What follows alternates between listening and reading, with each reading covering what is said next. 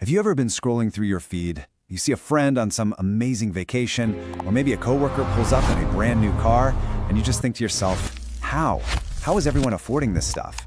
If you've ever felt that little pang of falling behind while it seems like everyone else is living these huge lives, you are so not alone. But what if I told you that most of the wealth you're seeing, well, it isn't quite what it seems? Okay, so here's how we're going to break this all down. We're going to start with what I call the fake rich illusion. Then we'll deconstruct the dream, really get into the numbers. After that, we'll uncover the invisible safety nets that you just don't see. We'll touch on the psychology of the comparison game, and then, most importantly, we'll talk about how you can start building your real wealth.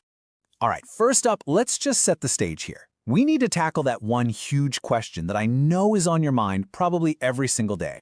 Yep, this is it. This is the one. The question that just echoes in your brain when you see the sprawling houses, the shiny new SUVs, the non-stop stream of life updates.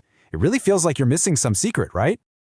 Well, the secret starts right here. The truth is, a lot of those lifestyles that seem so impossibly out of reach are, well, they're an illusion. They're a carefully constructed performance, often built on a financial foundation that's way, way shakier than you could ever imagine. So let's pull back the curtain and actually deconstruct this stream. Let's look at the cold, hard math behind the two biggest symbols of making it in our culture, that perfect house and that brand new car. The whole dream usually kicks off with owning a home, right? But check this out. In 2025, the median, that's the middle price for a home in the US, is a whopping $400,000. And that's just the starting line. Now that $400,000 price tag isn't a one-time thing. Once you factor in the mortgage, today's interest rates, property taxes, insurance, that median house is costing its owner at least $3,000 every single month. And here's where it gets absolutely insane. For someone earning the median income, which is around $60,000 a year, that single $3,000 house payment eats up a staggering 60% of their gross before tax pay.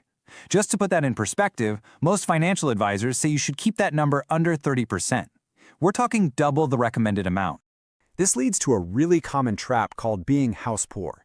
And this isn't just about, skipping a few dinners out. It means you have a beautiful house, but you have no money for anything else. One unexpected car repair, one medical bill, and the whole thing can come crashing down. It's a life lived under this constant cloud of financial stress. And of course, we can't forget the car in the driveway. That just pours gasoline on the fire. A typical payment for a new SUV these days? About $900. Then you add $200 for insurance, another $200 or more for gas and maintenance, and you are easily looking at another $1,300 a month.